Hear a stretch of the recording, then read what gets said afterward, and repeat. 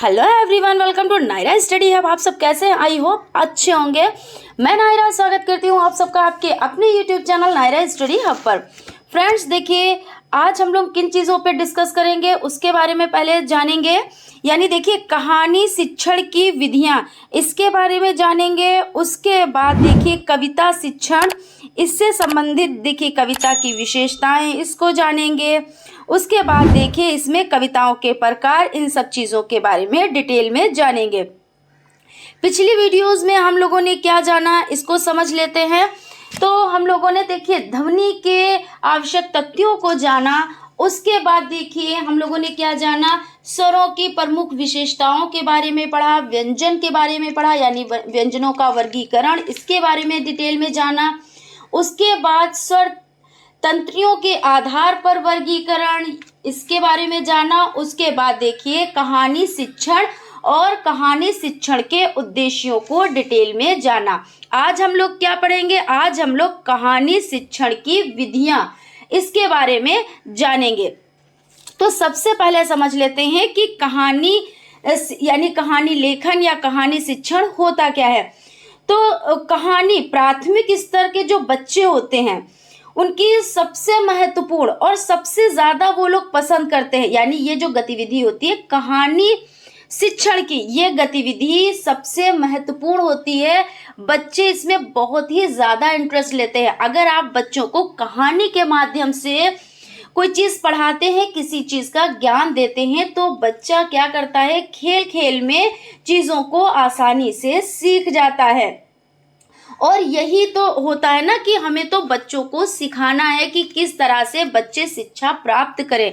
तो उनको जब हम कहानी के माध्यम से सिखाएंगे तो वो बोर नहीं होते हैं, प्लस वो अच्छे से शिक्षा ग्रहण करते हैं, ठीक है ना। और उनको ये भी चीज़ होती है कि टीचर आज हमारे टीचर ने ये कहानी सुनाई, कल हमारे टीचर अगली कहानी सुनाएंगे, बड़ा मज़ा आएगा। तो ऐसे क्या करते हैं, स्कूल भी उनको आने में बड़ा इंटरेस्ट रहता है कि नहीं, मैं स्कूल ज़रूर जाऊंगा या जाऊंगी, क्योंकि वहाँ पे कहानियाँ सुनाई जाती हैं। लेकिन उन्हें ये नहीं ज्ञान होता है कि कहानी के माध्यम से उनको शिक्षा भी दी जा रही है। और वही तो टीचर का टारगेट होता है ना, कि बच्चों को शिक्षित करना। तो यहाँ पे हम देख लेते हैं सबसे पहले कहानी शिक्षण की विधियां क्या होती हैं, विधियों के बारे में जान लेते हैं।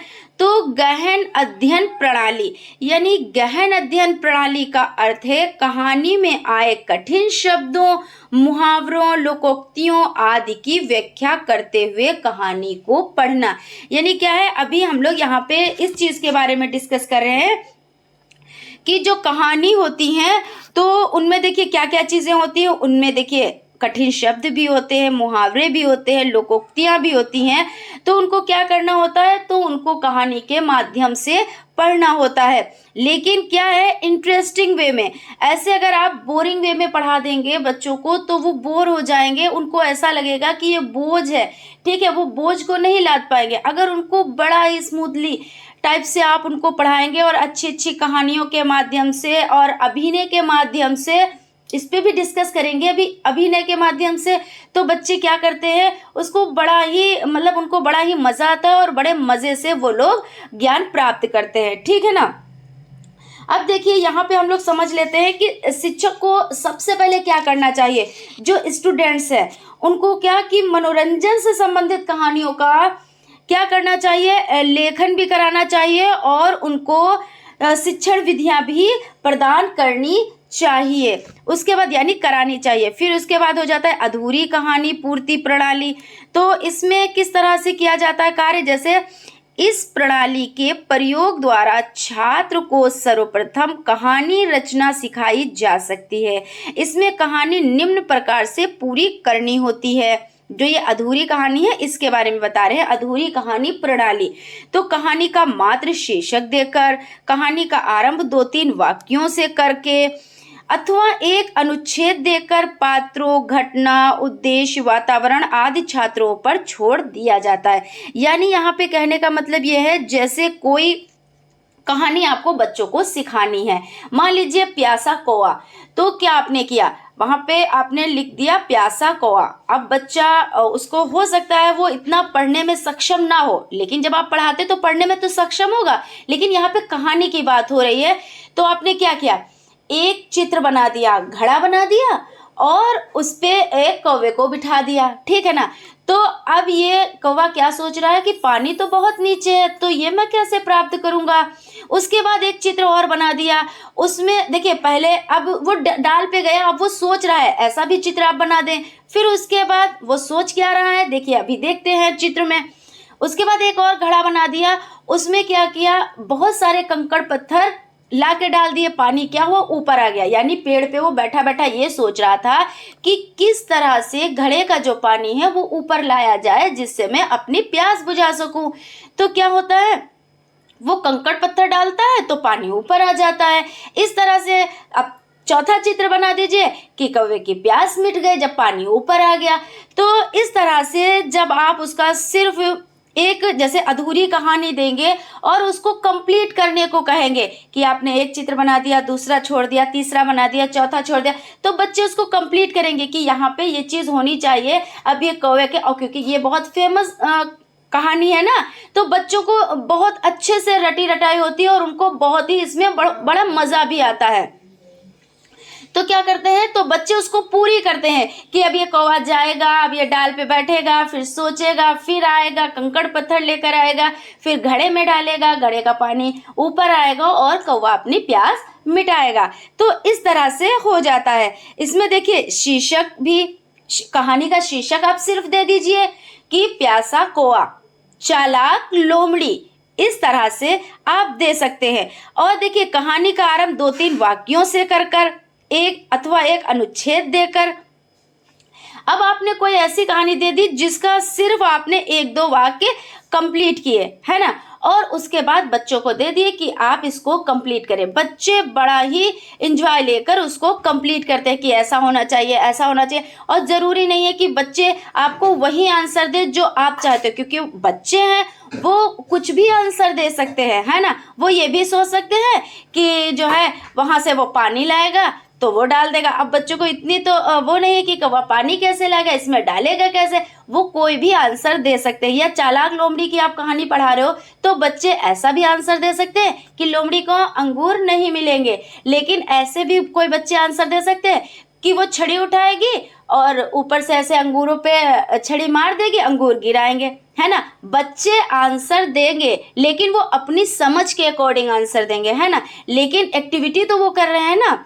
तो इस तरह से आपका हो जाता है। उसके बाद देखिए चित्र प्रदर्शन प्रणाली, यहाँ पे क्या है, इस प्रणाली में कहानी से संबंधित विभिन्न चित्रों छात्रों के सम्मुख प्रस्तुत किए जाते हैं। इस विधि का प्रयोग निम्न प्रकार से किया जाता है।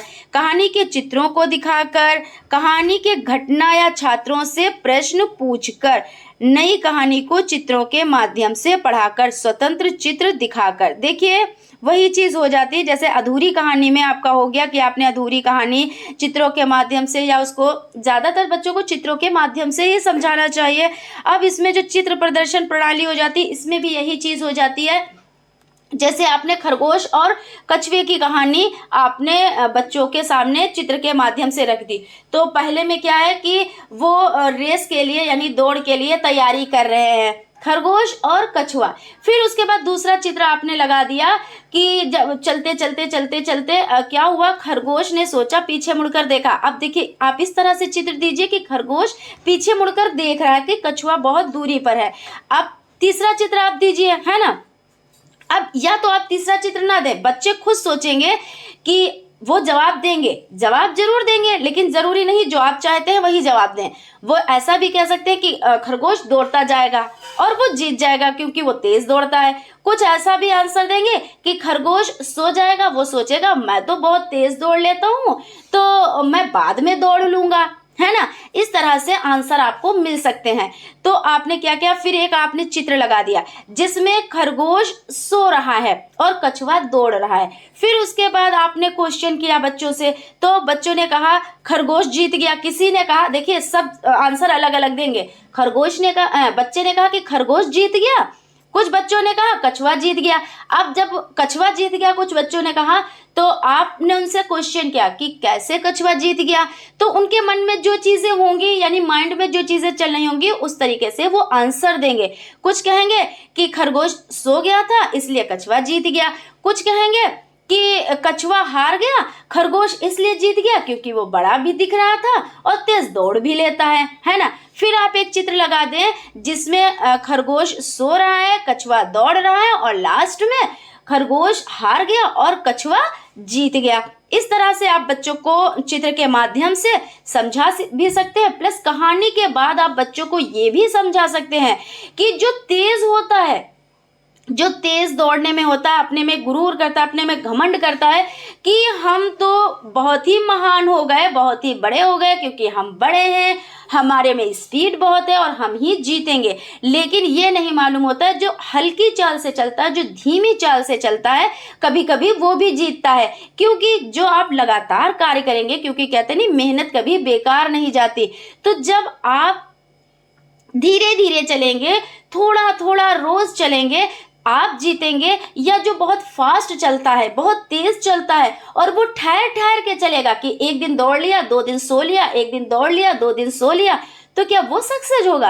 तो फिर बच्चों को ये समझाना रहता है कि आप कार्य करते रहें, भले आप धीमे धीमे से करें, जीत आपकी होगी। ये जरूरी नहीं होता जो तेज होता है उसी की जीत होती। इसलिए बच्चों को कहानी के माध्यम से शिक्षा भी देनी है जिससे बच्चे आगे चलकर उसी के हिसाब से कार्य करें, है ना। तो ये चीज हो जाती है। और इसमें क्या है, कहानी देखिए, कहानी के चित्रों को भी दिखाकर प्लस कहानी के घटना या छात्रों से प्रश्न पूछकर, जैसा कि मैंने भी कहा कि छात्रों से प्रश्न भी पूछने हैं कि अब खरगोश क्या करेगा, या अब कछुआ क्या करेगा, या अब कछुआ जीतेगा या खरगोश जीतेगा। इस तरह से आप बच्चों से क्वेश्चन भी पूछ सकते हैं, जिससे उनके क्या होगी, उनकी तर्क शक्ति बढ़ेगी, है ना। जब वो अपने माइंड का यूज करेंगे और आप आंसर ना दे पहले, क्योंकि अगर आप ही आंसर दे देंगे तो बच्चे सीखेंगे क्या। बच्चों से खुद करके समझें आप कि बच्चे क्या बता रहे हैं, ठीक है ना। फिर देखिए, नई कहानी को चित्रों के माध्यम से पढ़ाकर आप कोई सी भी नई कहानी बच्चों को और भी सिखा सकते हैं, जिसमें शिक्षाप्रद कहानियां, है ना। कहानियां तो सारी शिक्षाप्रद होती हैं और उनको धार्मिक कहानियां भी आप समझा सकते हैं चित्रों के माध्यम से, क्योंकि उनमें क्या होता है, उनमें धार्मिक चीजों को भी आपको ना उजागर करना है, तो इस तरीके से हो जाता है। अब देखिए, मौखिक कहानी कथन। अध्यापक छोटी कक्षाओं में इसी विधि का प्रयोग करके पढ़ाते हैं। इसमें स्वाभाविकता का गुण अधिक होता है।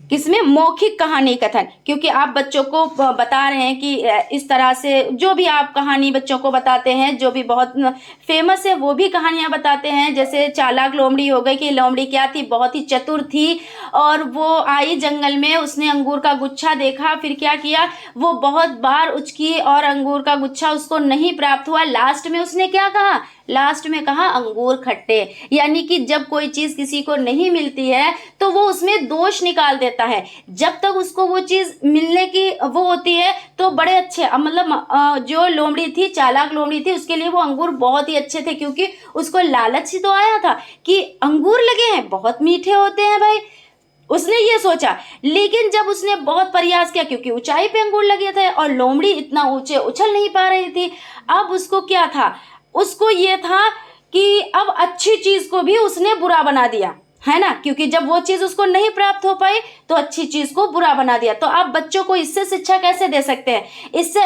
ऐसे दे सकते हैं कि जैसे आप जो कार्य कर रहे हैं वो आप करते रहें, क्योंकि लोगों का काम तो यही होता है, लोगों में बुराई निकालना। आप बच्चों को इस तरह से शिक्षा दे सकते हैं, क्योंकि अगर वो आपको प्राप्त कर पाएगा तो वो आप उसके लिए अच्छे हो, या आपसे वो कार्य करवा पाएगा अपने अकॉर्डिंग, या अपने अकॉर्डिंग अपने आप उसको ढाल पाएगा, तब तो आप उसके लिए अच्छे हो। लेकिन जब उसको लगेगा कि अब ये चीज मेरे कंट्रोल में नहीं है, या मैं इसको प्राप्त नहीं कर सकता या कर सकती, तो क्या होता है, उसमें दोष निकालना स्टार्ट कर दिया जाता है, यानी उसमें कमियां निकालना स्टार्ट कर दिया जाता है।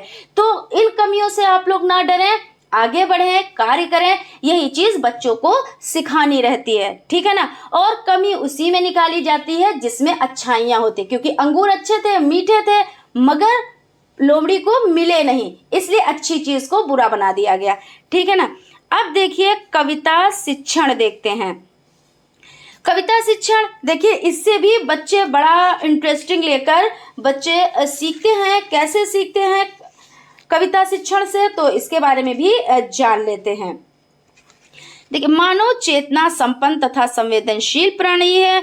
उसका मन अपने शरीर पर पड़ने वाले सुख दुख, प्रेम, दया, क्रोध एवं आशा से चलायमान रहता है। कविता हमारी भावनाओं का उत्सर्जन करती है। अनेक विद्वानों ने कविता की परिभाषा भी दी है, इसको हम लोग समझ लेते हैं। देखिए, मिल्टन के अनुसार कविता सरल, प्रत्यक्ष मूलक और रागात्मक है, और जॉनसन के अनुसार कविता छंदोमय रचना है। अब देखिए, कविता की विशेषताओं के बारे में समझ लेते हैं। कविता की विशेषताएं या काव्य की विशेषताएं, इसमें रसानुभूति, पद में रस की प्रधानता होती है। देखिए, आप जब कविताएं पढ़ते हैं तो इसमें क्या होता है, इसमें रस की प्रधानता होती है, इसमें लय के साथ पढ़ा जाता है ना। गद्य पद में यही तो अंतर होता है कि गद्य क्या होता है, उसमें देखिए पूर्ण विराम का रखा जाता है मामला, कि पूर्ण विराम, अर्धविराम, इन सब चीज़ों पे ध्यान दिया जाता है। उसमें आप लय के साथ नहीं पढ़ सकते। लेकिन जो आपकी कविताएं होती हैं उसमें रस होता है, छंद होता है, लय होता है, इस तरह से आपका हो जाता है। उसके बाद देखिए, इस पद की आत्मा होती है। देखिए फ्रेंड्स, आप लोगों को अच्छे से समझ में आ रहा होगा। तो फ्रेंड्स देखिए, अगर अभी तक आप लोगों ने चैनल को सब्सक्राइब नहीं किया है तो चैनल को आप लोग सब्सक्राइब ज़रूर कर लें और बेल आइकन को भी ज़रूर प्रेस कर लें, जिससे कोई भी नोटिफिकेशन हो वो आप तक पहुंच सके। और फ्रेंड्स देखिए, हमारे चैनल पर DElEd first semester, second semester, third semester, fourth semester सभी के क्लासेस कंटिन्यू चल रहे हैं, इसलिए आप लोग तो कंटिन्यू क्लास अटेंड कर ही रहे हैं। प्लस जो आपके आसपास में हो, जो आपके फ्रेंड्स हो, उनको भी आप लोग सूचित कर दें, यानी कि लिंक भेजकर आप लोग उनको सूचित कर सकते हैं और वो भी क्लास अटेंड करें, जिससे उनको भी बेनिफिट मिल सके। मैं यही कहना चाहूँगी कि अगर अभी तक आप लोगों ने चैनल को सब्सक्राइब नहीं किया है तो चैनल को सब्सक्राइब ज़रूर कर लें। और हाँ, अगर आप लोगों को क्लास अच्छी लगे तो प्लीज़ एक लाइक भी ज़रूर कर दीजिएगा। चलिए देखते हैं इसमें क्या क्या चीज़ें हो जाती हैं विश्वनाथ के अनुसार। यानी वाक्यम रसात्मक काव्यम, यानी क्या होता है, रस युक्त वाक्य ही काव्य है। अब सत्यम शिवम एवं सुंदरम की भावना, पद द्वारा सत्य की अनुभूति होती है, इसकी अभिव्यक्ति सुंदर होती है। यानी सत्यम शिवम सुंदरम, सत्य है, शिव है और शिव सुंदर है, तो इस तरह से हो जाता है। कल्पना का सम्मिश्रण, यानी कविता मनुष्य की कल्पनाओं का सम्मिश्रण होता है, बालकों की कल्पना शक्ति को विकसित करता है। यानी इसमें देखिए चीज़ों को समझ लेते हैं कि कविताओं में क्या होता है। देखिए, जो छोटी कविताएं होती हैं उनको क्या होता है, प्राथमिक स्तर पर जो बच्चे छोटे होते हैं ना, तो छोटी छोटी कविताओं को पढ़ने में उनको बड़ा मज़ा आता है। इसलिए प्राथमिक स्तर जो होता है ना, तो छात्रों की सबसे पहले छोटी छोटी कविताओं को मौखिक रूप से, यानी कि क्या है कि पढ़कर सुनकर सुनना चाहिए। और जब आप बताएंगे तभी तो बच्चे सीखेंगे, जब सीखेंगे तभी वो आपको बता पाएंगे। तो इस तरह से जो छोटी छोटी कविताएं होती हैं उनको बच्चों को आपको सिखाना चाहिए और फिर उनसे सुनना भी चाहिए। और इसके बाद छात्रों को उन कविताओं को लिखने के लिए भी प्रेरित करना चाहिए। पहले आप देखिए मौखिक समझाएं बच्चों को, फिर उसके बाद बच्चों से फिर से पूछें, क्योंकि आपको ये भी तो रिजल्ट भी तो चाहिए कि बच्चों को आ कितना रहा है। और हमारा कार्य क्या है, हमारा कार्य यही तो है बच्चों को सिखाएं। तो पहले हम बच्चों को बताएंगे और फिर से हम बच्चों से सुनेंगे, और जब बच्चों से सुन लेंगे तब उनको हम लोग क्या करेंगे, यानी जो टीचर्स क्या करेंगी, उनको लिखना भी सिखाएंगी।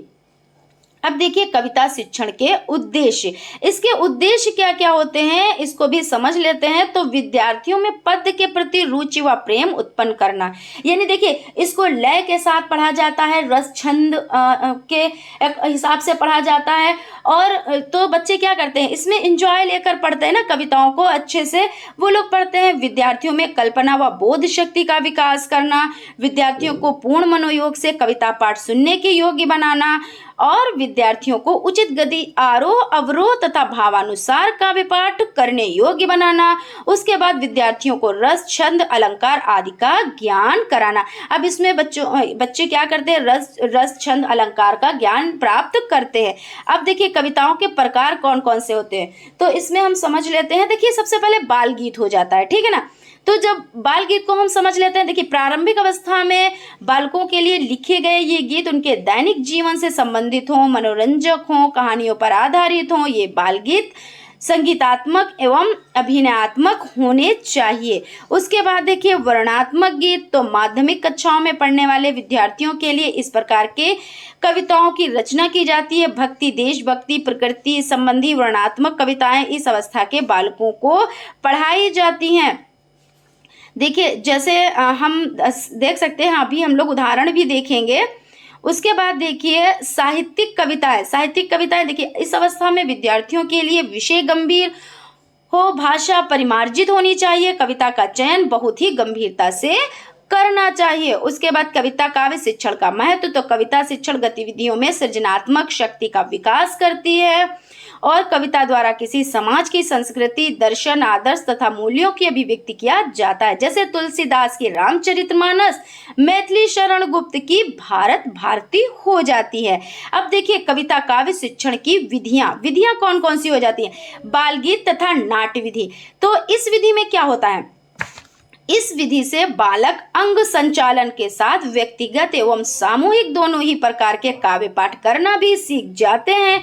यह प्रणाली छोटे बच्चों के लिए विशेष आकर्षण तथा उपयोगी होती है। जैसे देखिए इसमें क्या बता रहे हैं कि बाल गीत और नाट्य विधि, इसमें बच्चों को कैसे सिखाया जाता है? इसमें सबसे पहले आप कविता को कोई भी आप देखिए जब आप छोटे बच्चों को सिखाएंगे तो 4 लाइनें 6 लाइनें मतलब छोटी कविता बच्चों को समझानी चाहिए, उनको सिखानी चाहिए, फिर उनको अभिनय कराना चाहिए। जैसे मान लीजिए आपकी ये कविता हो जाती है कि टन टन टन टन टेलीफोन, हेलो बोल रहे हो कौन, पापा बोल रहे हैं आप, टॉफी लाना गिनकर 8।